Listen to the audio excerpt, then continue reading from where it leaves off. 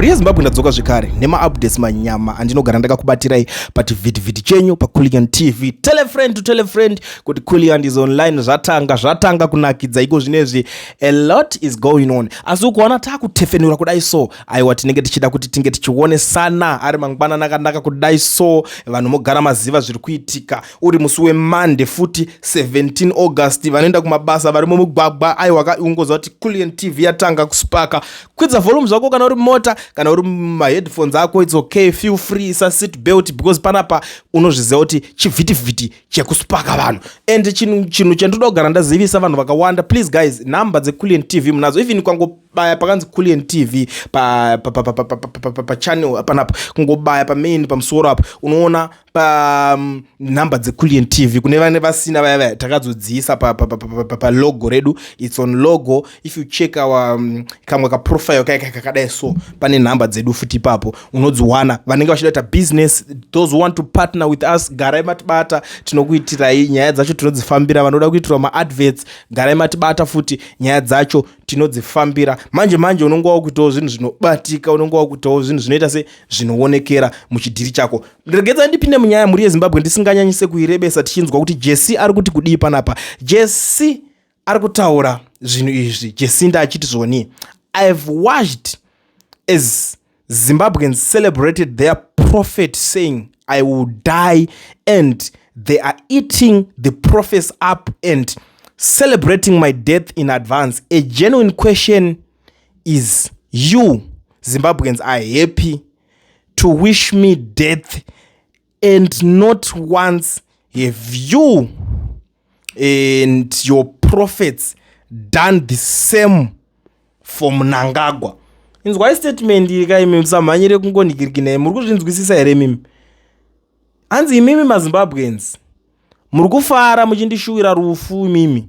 Asi hapana kana rimwe zuva rimwe chete imimi nemaprofita enyu pamakamboshuwirawo izvozvo kuna Mnangagwa. Uri kuinzwa here?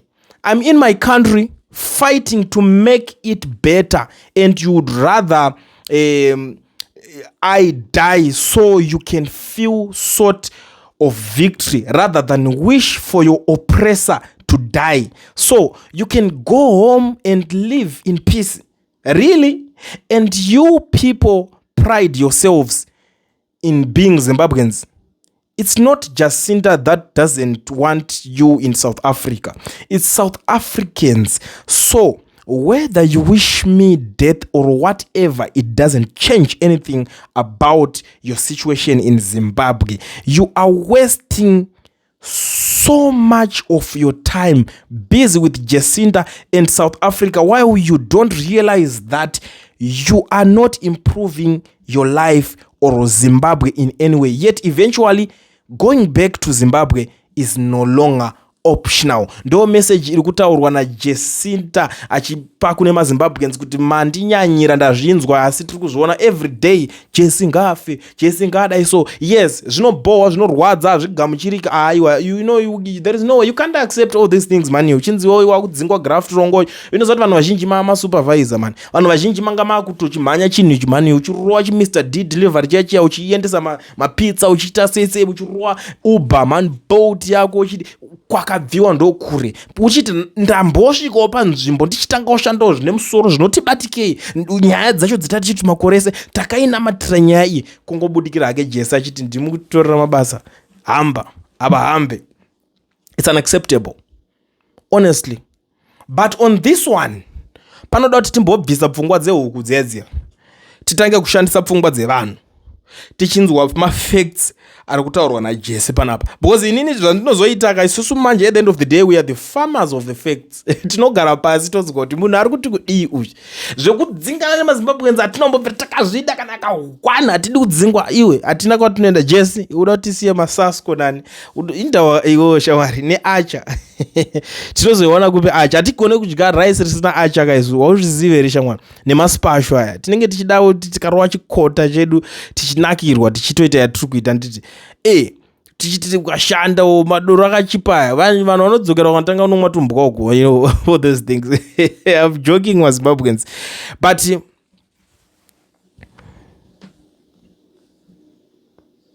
vamwe vari kuti zvoni The prophet couldn't even prophesy the death of people in Karimba.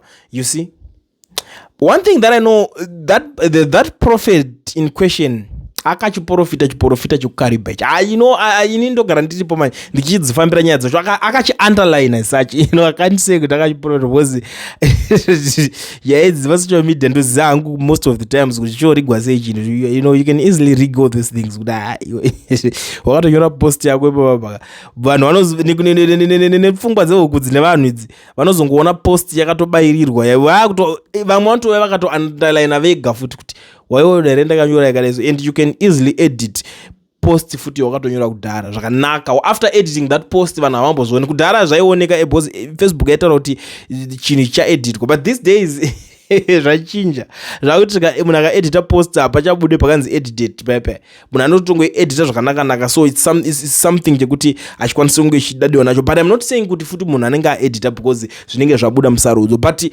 on this issue yekukaribha iyi iri kutaurwa panapa iyi, handiti pari kunzi iwe akatadza nei kuona zvinhu zvekukaribha. Chero let's say kuti munhu akaona issue yekukaribha, I'm not happy and I'm not with him, especially on the issue of kukariba, because you can't say kuti let's pray uri kumba kwako, let's pray uri kutaura naniwo.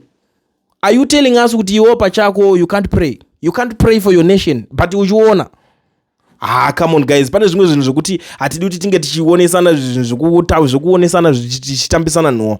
Sometimes these guys they are fighting for their country, pamwe pacho unotozviona kuti ava vari kufaitira yavo nyika, handiti. And then yes, we are celebrating kuti anozodaiso hazvina hupfu hazvinoti nikirikina. We must have tete atete with Jesita, then vanhu toita se totaurirana topedzerana mune zvakanaka than kuti toramba zvechokwadi takungoti iwo ngafe ngazodaiso.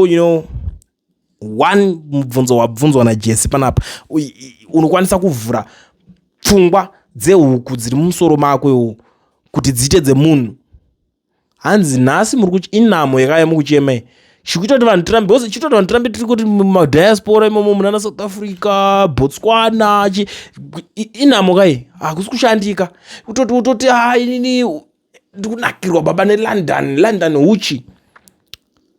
Havasi vese vakapinda munzvimbo dzese idzodzidzi America chinchichi because of vanonga vachitonakirwa nekuti vari muforeign country. Hapana panombonakirwa nekunyika izi inonzi siri yako yagara ine maadvantages akawanda, but zvisazi that kana kusingawanikewo mari hauna zvongazviita. You can't waste your whole life fighting kuti zvita kuti zvinake you only have one life. I remember pane madays mamwe so paimbotaurwa nyaya nahope pachinzi maZimbabweans thank you so much mavhota magona, but for now kana ungoziva kuti unogara kuSouth Africa, unogara kuAmerica, UK, kwira mabhazi nemandege mudzokere kunoshanda, because makada kumirira ipapapa muchanyeberwa ende muchatambisirwa nguva, muchatambisirwa life. And look where we are today.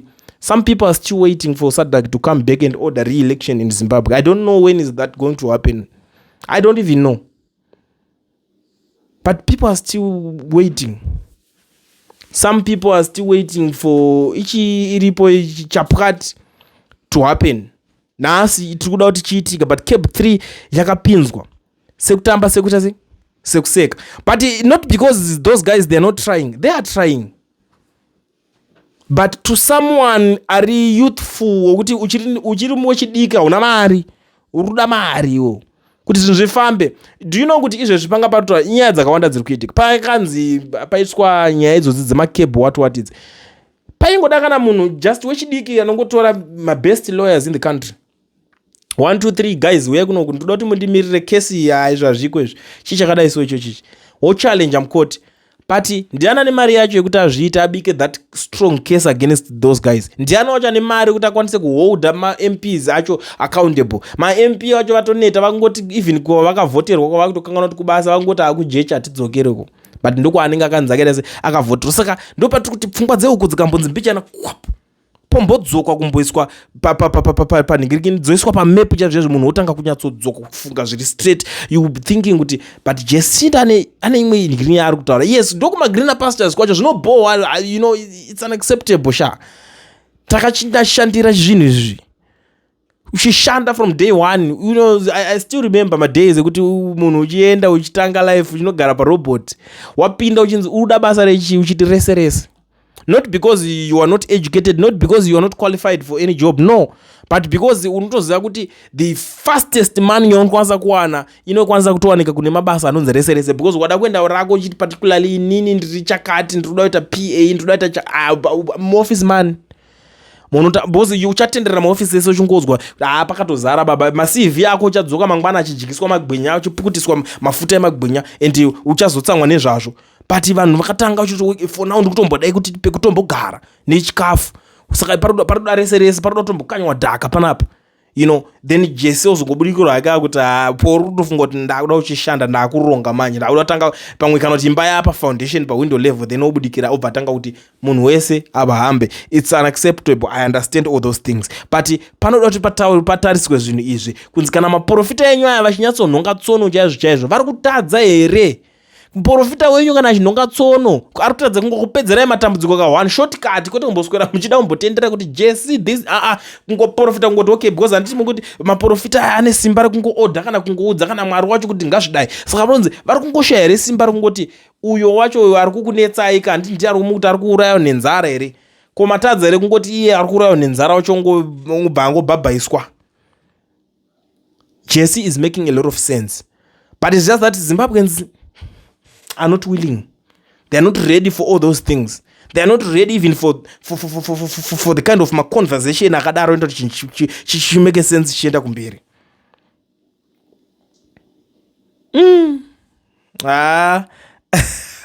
Ndabvuma zvangu. Ndabvuma. Asi ndakabvona vanhu vanotanga kuita zvinhu zvakadai sezvo.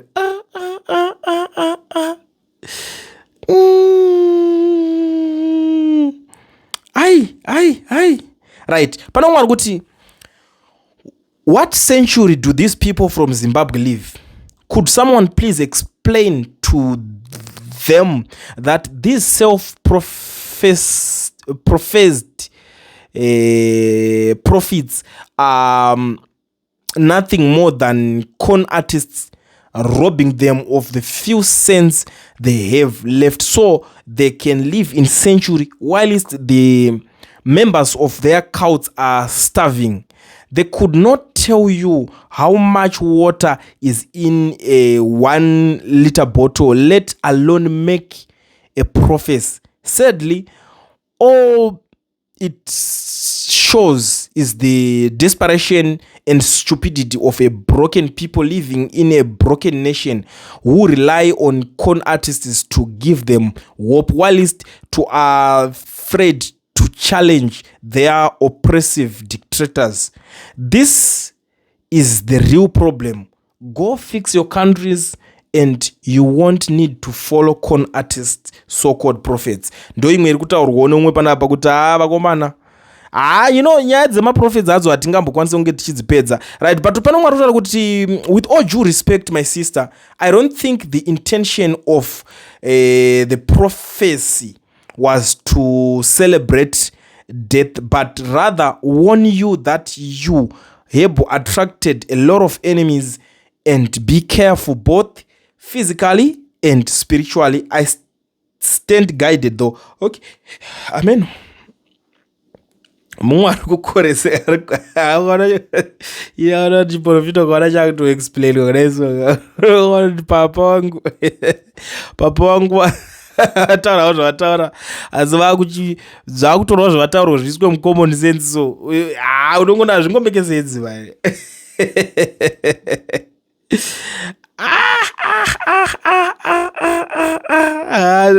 Vari kutora kuti nobody is celebrating your death. No. People are celebrating death prophecy yakapuwa Jesse pafeya chapo pafeya, but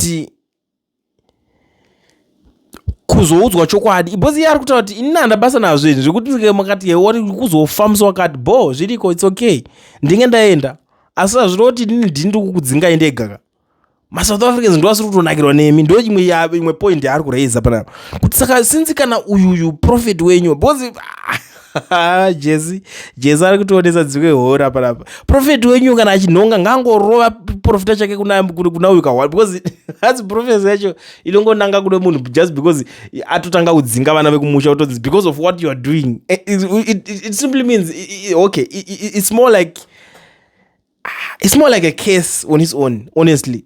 It's more like a case iri kutonangwa pamunhu kungogadzika case kungoti uyo kubva nhasi zuva rakazvarwa tarivenga tarishora nekusingaperi. Zvangu ka ndabvuma zvangu. Ai okay, ngatisere nazvo zvimwe zviri kutaurwa nevanhu hazvizopere mushe. It's not like kuti ndinenge ndiri kukuchidzira vanhu. Ini handisi tunhaidzirwe kuti mungazoti uri kukuchidzira vanhu kuti vange vachinetsana. But now muri yeZimbabwe ndoda kutendai nekubatikira pachivhitivhiti. Ngatirambe tiri paiwa tinopaswera tikanakidzwa ndoziva kuti muri kumhanyira kumabasa, saka tiswera ndongoti regedza tipedzere pada panyaya yacho. But ndisati ndaenda ndibvumidzeiwo muri yeZimbabwe kuti ndishandise mukana uno kuzivisa maZimbabweans ese vari munyika yeSouth Africa ine vari kudawo kuregisterwa macompanies nekuvhurirwa maFNB business accounts vasina mawork permits kana mastudy permits. Ndiri kuti mukana ndiwoyu. Batai company iyo inonzi Education Research, iyo inova company inotungamirirwa neavo vanonzi ana Mukoma Owen, dzinova idzo shasha pakuita zvinhu izvozvo. Vanokwanisa kukuregistera company vokuvhurira FNB business account uri kwauri ikoko, vari kwavari ikoko. Nhamba dzavo ndo dzichange dzichibuda paflyer richange rakubudikira pachivhitivhiti ipapo. Saka garai mavabata, vanokuitirai, vanokubatsirai. No work permit, no problem, because education is the solution when it comes pakuvhura